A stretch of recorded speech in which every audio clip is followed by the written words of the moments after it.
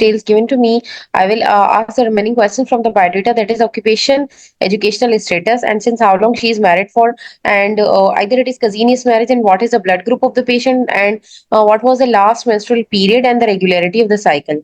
So, as she is 16 weeks gestational amenorrhea, madam, I will ask my patient regarding the history of the that either this pregnancy is spontaneously conceived, or it is conceived by the artificial reproductive techniques. And then, madam, I will inquire my patient about history of folic acid intake, history of the fever, flu, rash, sore throat in the early pregnancy, any PV bleeding, and any discharge, any dating scan done, what was the number of the fetuses, and or any other congenital anomaly or pathology. Then, madam, inquire about the history of excessive nausea, vomiting in this pregnancy, and then inquire about the either her blood pressure has been checked or not, and any history of the OGTT done in this pregnancy or not.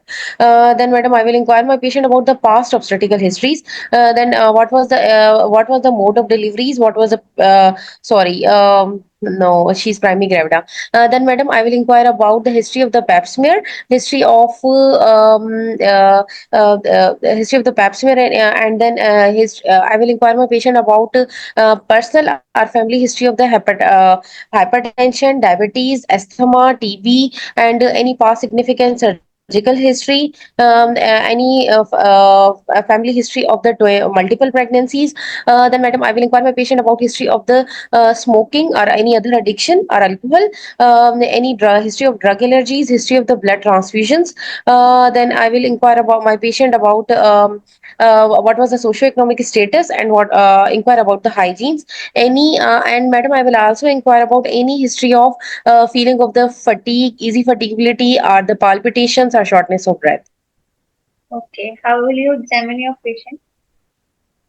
Okay, madam. I will do the general physical examination of my patient, in which I will first give the general look, check the height and weight to calculate the BMI, check the vitals, blood pressure, pulse, respiratory rate, and the temperature, check the pallor by enhancing eyes, and do the thyroid examination, check for any thyroid enlargement. Then, madam, I will do the chest and the respiratory and cardiovascular examination to look for any added sounds, or the any presence of any chest cracks or any added sounds. Then I will do abdominal examination, in which first I will do the inspection. On inspection, I will see any presence of any scar marks, presence of scar marks, and presence of any